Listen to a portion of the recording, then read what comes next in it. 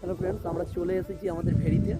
আজ মোটামুটি আমরা ভেড়িটা ছেঁচবো, মানে ছেঁচবো বলতে অ্যাকচুয়ালি পুকুরটা শুকাবো, সেই কারণেই এসে গিয়েছি। মোটর নিয়ে চলে এসেছি। আর এই যে আমার ভাগনা এসে গিয়েছে। দিয়ে ভাগনা একটু হাই করে দাও। আর এইদিকে আমাদের সজলবাবু এসেছে। সজলবাবু একটু হাই করে দাও। আর এই সাইড তো দা পাইপ ফুঁসছে, তখন তো দা হাই করে দাও। আমরা মোটামুটি চলে এসেছি। এই আমাদের ভেড়ি, আর এটা একটা ছোটো ভেড়ি আছে, আর ওই সাইডে আরেকটা আছে, জুম করে দেখাচ্ছি। সেই ডাব গাছ দেখা যাচ্ছে ওর পিছনে, ওখানেও ভেড়ি আছে আমাদের। ভেড়ি না, ওটা পুকুর, ওটা ছোটো পুকুর। আর এ একটা ভেড়ি আছে, এটা আমাদের ভেড়ি। এগুলো সব আমাদের ডাব গাছ। এখান থেকে ডাব পেড়ে আমরা ডাব খাই। গাছে ডাব আছে, ও তো ডাব পাড়া হবে। আর এইদিকে সেই আমাদের শালবাগান। শালবাগানের ভিতরে আমার ছোট্ট স্বপ্নের ঘর, যেটা আমার প্রতিনিয়ত আমাকে সঙ্গ দেয়।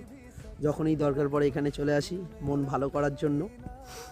আর এখানে আমার প্রিয় ভাগনাও মাঝে মধ্যে চলে আসে, ওই ঘরে এসে ড্রয়িং করে। এই জায়গাটা একটা সময় আমার খুব পছন্দের, মানে পছন্দ, এখনও পছন্দের আছে।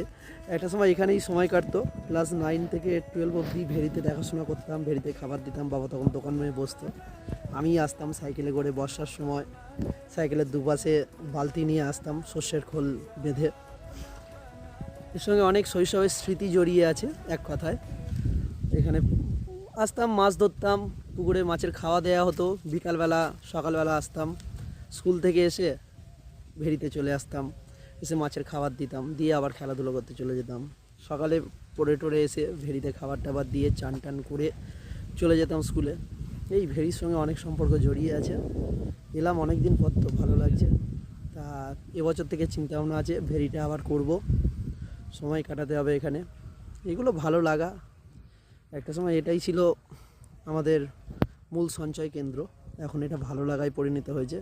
এখানে আসি, ব্যবসা না, এখন ভালো লাগা থেকে মাছ চাষ করা হবে, এই চিন্তাভাবনা নিয়েই করা।